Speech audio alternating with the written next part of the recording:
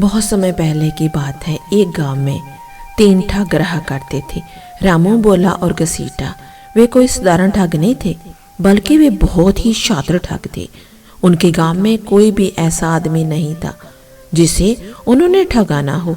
सभी गांव वाले उन तीनों से बहुत ही परेशान थे। लगभग गांव के हर आदमी को उन ठगों ने अपने जाल में फंसा रखा था। और तो और आसपास के गांव के लोगों को भी उन तीनों ने कभी नहीं छोड़ा। अब तो आसपास के गांव और उनके अपने गांव के सभी लोगों को ये पता चल चुका था कि ये तीनों बहुत ही बड़े ठग हैं और अपनी ठग विद्या के नए नए तरीके आजमा कर जैन लोगों को ठगते रहते हैं। इसलिए उस गांव के लोग और आसपास के गांव के लोग उन सभी से सावधान रहते थे। जैसे ही किसी गांव के आदमी को इन तीनों में से कोई एक जहाँ वे तीनों सामने से आते हुए दिखाई देते तो गांव के लोग अपना रास्ता बदल लेते।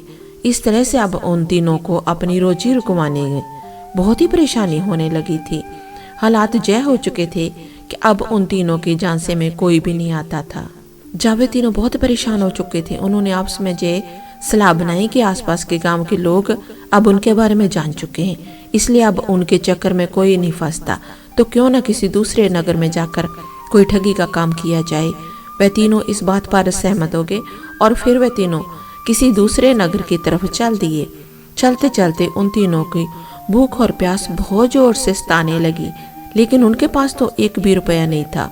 ऐसी हालत में वे क्या करते, क्या खाते और क्या पीते। चलते चलते अब वे दूसरे नगर में पहुंच चुके थे और वे बहुत ज़्यादा थक चुके थे। उन तीनों में से रामू सबसे बड़ा था, इस नाते से बाकी दोनों ठग उसे उस्ताद बनाकर बुलाते थे। तब रामू उस्ताद ने अपने दोनों साथियों से कहा, भाइयों, अब कुछ खाया पिया जाए, क्योंकि चलते चलते हम बहुत ही थक चुके हैं और हम सभी को बहुत ही जोर से भूख भी लगी है। भोला ने कहा, पर यार, हमारे पास तो एक फूटी कौड़ी भी नहीं है। रामू ने कहा, चलो भाइयों, इसका भी कुछ जुगाड़ करते हैं।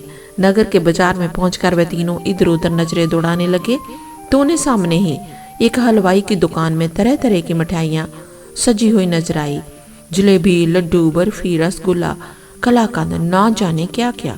अब तो मिठाइयों को देखकर उनके मुंह में पानी आ गया और उनकी भूख और भी ज्यादा बढ़ चुकी थी। रामू ने बोला और घसीटा से कहा, चलो भाइयों, आज क्यों ना सबसे पहले इस हलवाई की दुकान पर ही अपनी ठग विद्या को आजमाया जाए। रामू की बात सुनकर बाकी दोनों साथी भी बहुत ही खुश हुए और वे चहकते हुए कहने लगे, हाँ उस्ताद जी, आप सही कहते हैं। घसीटा ने कहा, मेरा 20 साल का तजुर्बा है, पहले पेट पूजा उसके बाद कोई काम दूजा। बोला कहने लगा, मैं तो 1 किलो लड्डू खाऊंगा। उसकी बात सुनकर घसीटा बोला, उस्ताद, मैं तो 1 किलो जलेबी खाऊंगा, गर्मा गर्म बन रही है। इन्हें देखकर मेरे मुंह में पानी आ गया है।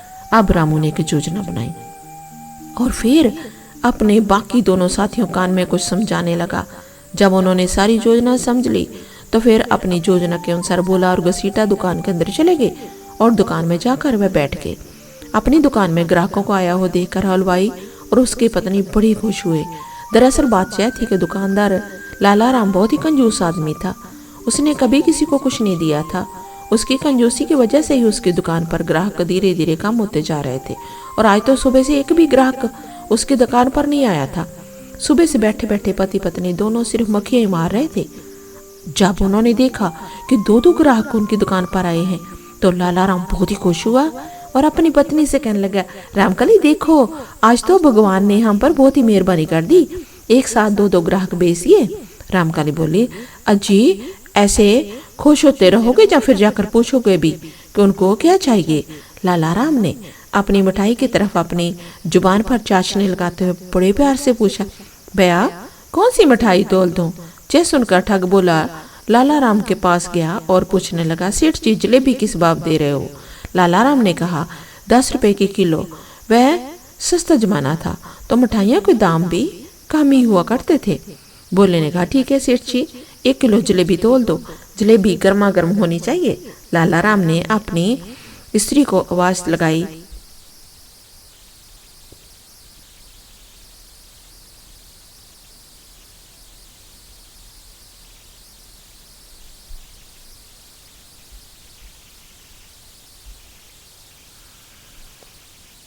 रामकली गर्मा गर्म जलेबी लेकर आई और एक शोर जलेबी तोड़कर भोला को पकड़ा दी।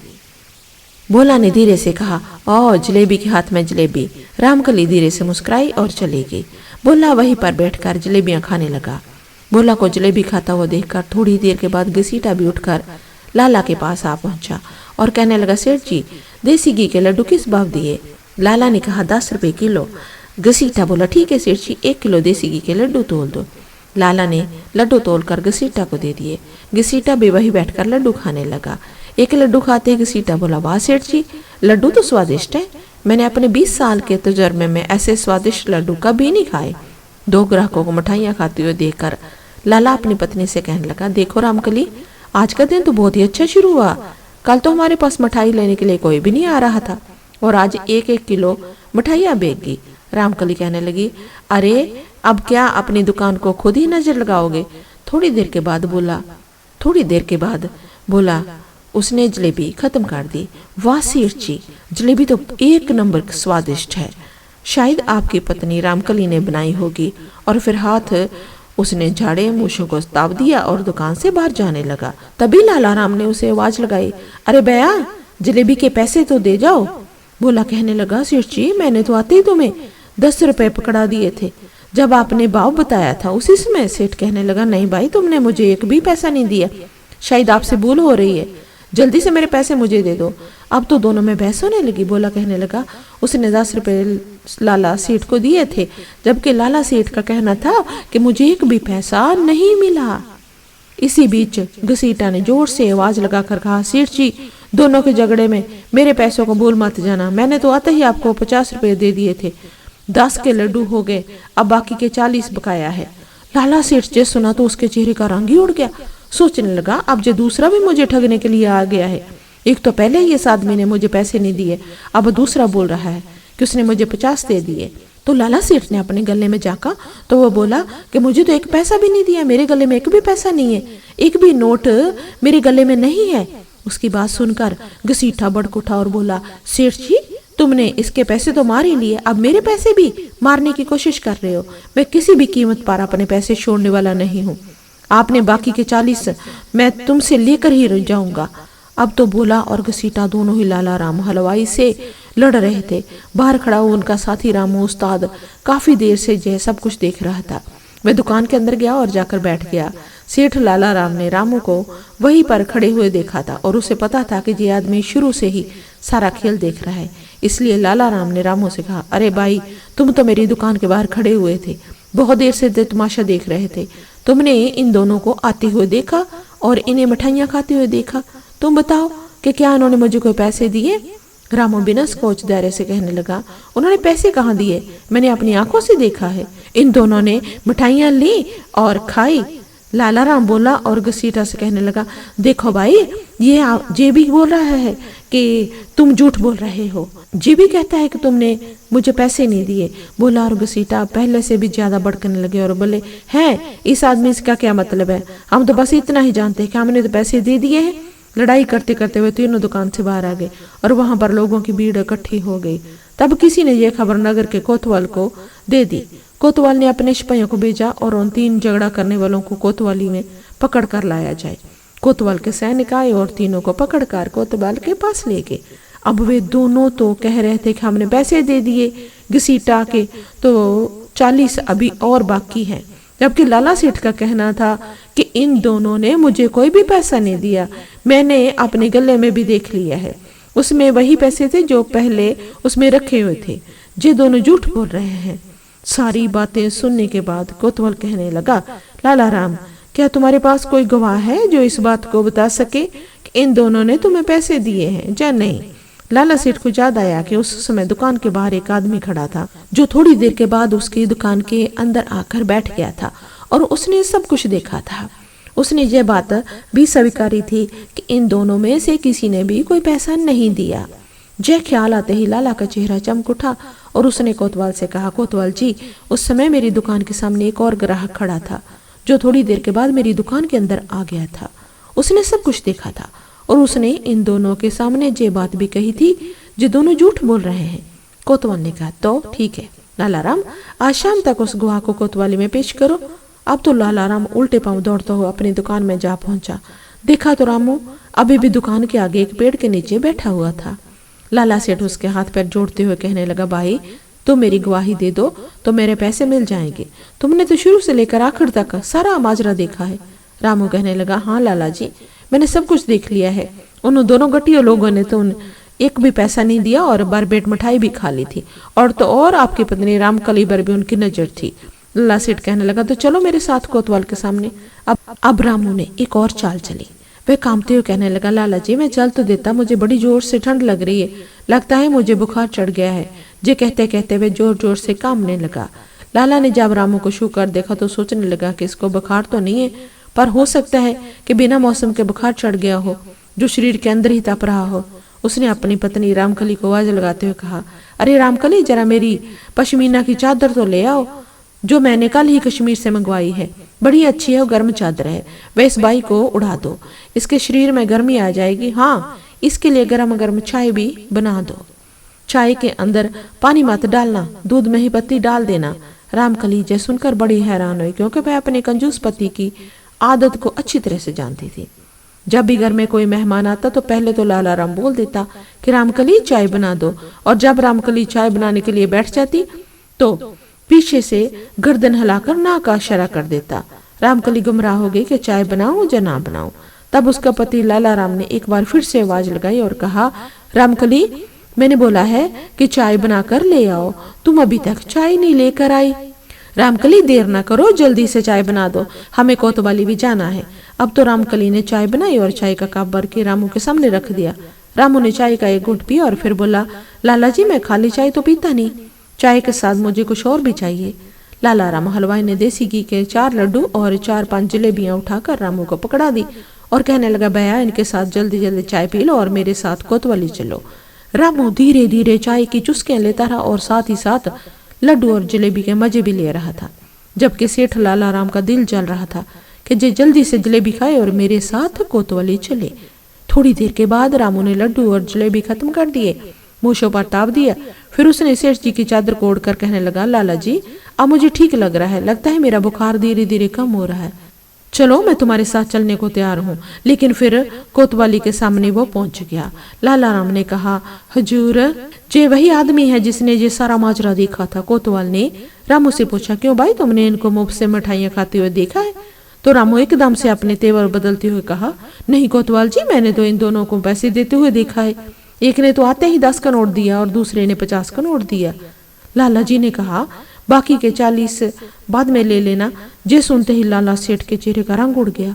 उसने रामू से कहा, अरे भाई तुम जे क्या बोल रहे हो, तुमने तो मेरी तरफ से गवाही देने।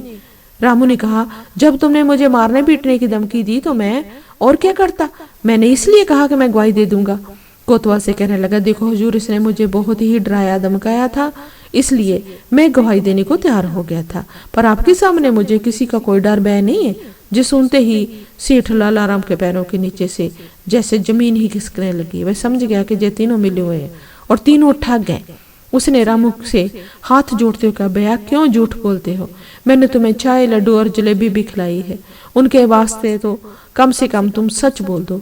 रामू उत्पाक से कहने लगा, हुजूर, इसने अपने मुंह से कबूल कर लिया है कि इसने मुझे लड्डू जलेबी और चाय पिलाई है। हाँ, इसने मुझे चाय पिलाई, लड्डू खिलाए, क्योंकि इसने जब मुझे डराया धमकाया तो मैं डर के मारे कांपने लगा था, और अब मुझे सहज करने के लिए इसने चाय और लड्डू और जलेबी मुझे खिलाई। जे सुनकर तो कोतवाल को बड़ा गुस्सा आया और वह लाला सेठ के ऊपर चलाते हुए कहने लगा, लाला राम जी तुम क्या बोले जा रहे हो, इन भोले लोगों पर इल्जाम लगा रहे हो, इन्होंने पैसे नहीं दिए और दूसरा तुमने इस भले इंसान को डराया धमकाया। इतना सुनकर रामू बोला, हुजूर, इस लाला का कोई भरोसा नहीं है, ये भी कह सकता कि मैंने जो चादर ओढ़ी है वो इसी ने मुझे दी है। लाला चलाकर कहने लगा, हाँ हाँ हुजूर, ये चादर मेरी है, मैंने इसे तब दी थी जब इसे ठंड लग रही थी। रामू अब कोतवाल की तरफ देखते हुए इत्तेफाक से बोला, देखा हुजूर, जो मैंने कहा था ये सच हो गया, ये तो 1 नंबर का ठग है, मिठाई देकर लोगों से दुगनी कीमत वसूल करता है। अब तो कोतवाल का गुस्सा 7वें आसमान पर पहुंच चुका था। वह लाला सेठ को फटकारते हुए कहने लगा, लाला चुपचाप इन्हें 40 रुपए वापस कर दो, नहीं तो तुम्हें अभी से अभी उठाकर कैद खाने में डाल दूंगा। लाला भी अब यह बात अच्छी तरह समझ चुका था कि वह ठगों के जाल में फंस चुका है। उसने चाली से निकालते हुए रघुसीटा को दे दिए। फिर बिना किसी अपराध के वह माफी मांगकर मुंह लटकाकर अपनी दुकान की तरफ चल दिया। तीनों ठग भी खुश होकर कोतवाली से बाहर आ गए और लाला सेठ के पीछे से धीरे से कहने लगे, क्यों लाला राम, कैसी रही हमारी चालाकी? मिठाई भी खा ली और पैसे भी नहीं दिए, और तुमसे तुम्हारी कीमती चादर भी ले ली। लेकिन ठगों को जय मालूम नहीं था जब वे लोग लाला को चुड़ा रहे थे, उसी समय कोतवाल का एक सैनिक उनके पीछे ये सब कुछ सुन रहा था। इसके बाद तीनों ठग और लाला अपने अपने रास्ते चले गए। सैनिक ने ये बात कोतवाल को बता दी। अब कोतवाल को इस बात का एहसास हो गया था कि उसने एक गलत फैसला लिया और ये तीनों शत्र ठग गए, लेकिन उसके पास कोई सबूत नहीं था। इसलिए उसने ठगों से कुछ नहीं कहा और उन्हें जाने दिया। इसके बाद वो तीनों ठगों के हौसले और भी बढ़ चुके थे। वे सोचने लगे कि इस शहर के लोगों को बड़ी ही आसानी से ठगा जा सकता है। वे तीनों रात बिताने के लिए एक पुराने खंडर में पहुंच गए। अगले 2-3 दिन उन्होंने कुछ और लोगों के साथ भी ठगी की और काफी दौलत इकट्ठी कर ली। अब वे इस खंडर में ही रहने लगे। तीसरे दिन उन्होंने फैसला किया कि अब वे इस शहर से निकल जाएंगे। लेकिन उस रात को हुआ जब वे खंडर में रुके हुए थे तो उनके पास एक आदमी और आकर रुका जो देखने में काफी धनवान लग रहा था। वे तीनों ठग उससे बातचीत करना शुरू करते हैं तो पता लगा कि वह आदमी शहर में आए हुए एक घोड़ों के सौदागर का मुंशी था, जिसे कल सुबह अपने मालिक के काम से एक दूसरे नगर में जाना था। बातों ही बातों पता लगा कि उस घोड़े के सौदागर के पास एक से एक बढ़िया नस्ल के घोड़े हैं जिनकी कीमत हजारों में है। ठगों ने उस आदमी से घोड़े के सौदागर का नाम पता मालूम किया। उन्होंने योजना बनाई कि क्यों ना इस शहर को छोड़ने से पहले एक आखिरी ठगी की जाए और इस घोड़े के सौदागर से एक अच्छी कीमत और अच्छी नस्ल का घोड़ा ठग लिया जाए जिसकी कीमत हजारों में हो। और फिर उन तीनों ने घोड़ों के सौदागर को ठगने की योजना बना ली। अगली सुबह रामू और घसीटा घोड़े के सौदागर के पास पहुंचे जहां पर सौदागर का खेमा लगा हुआ था। रामू उसके पास पहुंचा और कहने लगा, मुझे एक बहुत ही अच्छी नस्ल का घोड़ा चाहिए, कीमत चाहे जो भी हो मैं देने को तैयार हूँ। और साथ ही उस अपने साथ आए हुए घसीटा का परिचय देते हुए बोला, जे मेरा भाई है जो कि बेचारा आंखों से अंधा है, जब भी मेरे साथ चला आया। सौदागर ने कहा, आप लोग चिंता मत कीजिए, मेरे पास एक से एक अच्छी नस्ल के घोड़े हैं, बेहतरीन घोड़े हैं। और फिर सौदागर ने उन्हें एक बहुत ही बढ़िया घोड़ा लाकर दिखाया और कहा कि इस घोड़े की कीमत हजारों में है, क्या आप इसे खरीदना चाहोगे?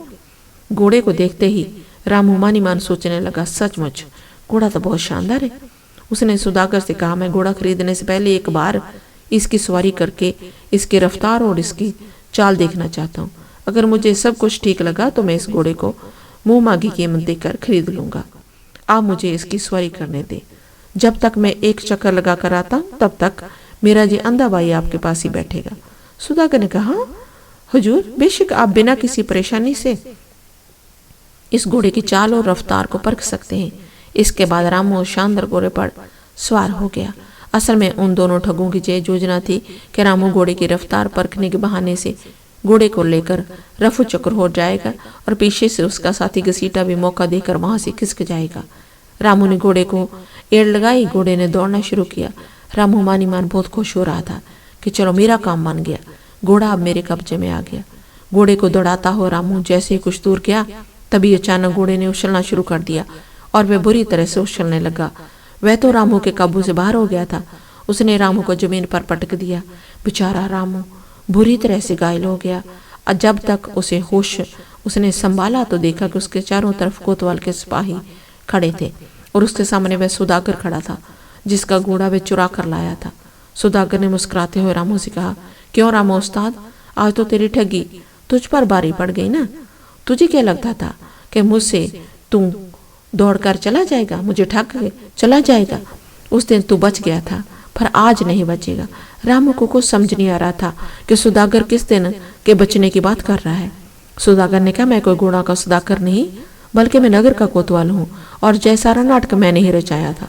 उस दिन जब तुम लाला राम हलवाई को ठग कर खुशी खुशी वापस लौट रहे थे तब मुझे तुम तीनों पर शक हो गया था, लेकिन मेरे पास तुम्हारे खिलाफ कोई सबूत नहीं था और मैं तुम्हें रंगे हाथों पकड़ना चाहता था।